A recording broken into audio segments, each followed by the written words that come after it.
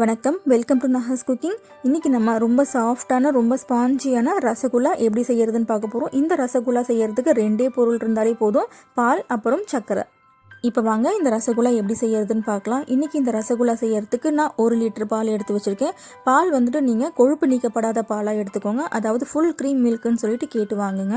தண்ணி ஊற்றாமல் இப்போ பாலை நல்லா காய்ச்சிக்கலாம். இந்த மாதிரி பொங்கி வந்ததுக்கப்புறம் 1 லெமன் இல்லைனாக்கா வினிகர் ரெண்டுத்தில் ஏதாவது ஒன்று நீங்கள் சேர்த்துக்கலாம். இப்போ நான் 1 லெமன் இந்த மாதிரி சாறு எடுத்து வச்சுருக்கேன். இந்த லெமனை இதோட சேர்த்துக்கிறேன்.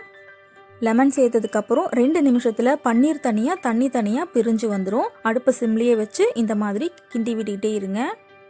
இப்போ பாருங்கள், பன்னீர் தனியாக பிரிஞ்சு வருது. இப்போது பன்னீர் ஃபுல்லாகவே இந்த மாதிரி திரிஞ்சு வந்துருச்சு. தண்ணி தனியாகவே தெரியும் நமக்கு. ஓகே, இப்போ நெக்ஸ்ட்டு நம்ம என்ன பண்ண போகிறோன்னா, இந்த பன்னீரை அப்படியே வடிகட்டி எடுத்துக்கலாம். இந்த மாதிரி ஒரு வெள்ளை துணியில் வடிகட்டி எடுத்துக்கோங்க. பால் திரியறதுக்காக நம்ம லெமன் சேர்த்தோம் இல்லையா, அந்த லெமன் வாசனை இந்த பன்னீரில் இருக்கும். அந்த லெமன் வாசனை போகிறதுக்காக இந்த மாதிரி தண்ணி விட்டு கொஞ்சம் இந்த மாதிரி அலசி எடுத்துக்கோங்க. அலசி எடுத்துகிட்டு இந்த மாதிரி தண்ணியை நல்லா வடிகட்டிடுங்க. இந்த மாதிரி வடிகட்டிட்டு ஒரு 30 நிமிஷம் வரைக்கும் தண்ணி நல்லா வடிகிற வரைக்கும் வச்சுருங்க. கொஞ்சம் கூட தண்ணியே இருக்கக்கூடாது. இந்த மாதிரி இருக்கணும், ஒரு சப்பாத்தி மாவு பதத்துக்கு இருக்கணும்.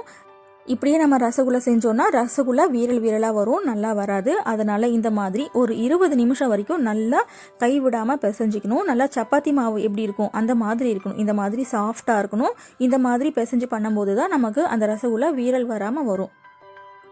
நல்லா பிசைஞ்சதுக்கப்புறம் இந்த மாதிரி சின்ன சின்ன உருண்டைகளாக உருட்டி எடுத்துக்கலாம். இது எவ்வளோ பெருசு நீங்கள் உருட்டுறீங்களோ அதை விட டபுள் மடங்கு இந்த ஜீராவில் போட்டு வேக வைக்கும்போது பெருசாக வரும். அதனால் உருண்டையை குட்டி குட்டியாக செஞ்சுக்கோங்க. இப்போ நெக்ஸ்ட் நம்ம ஜீராக்கு ரெடி பண்ணிடலாம்.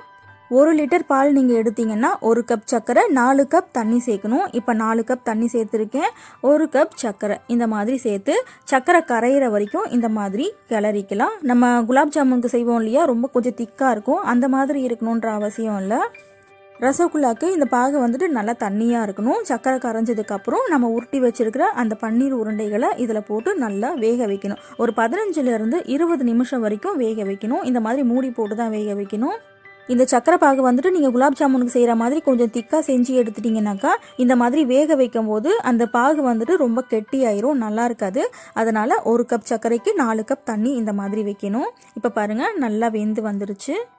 இப்போது ரொம்ப சாஃப்டான ரசகுல்லா ரெடி ஆயிடுச்சு.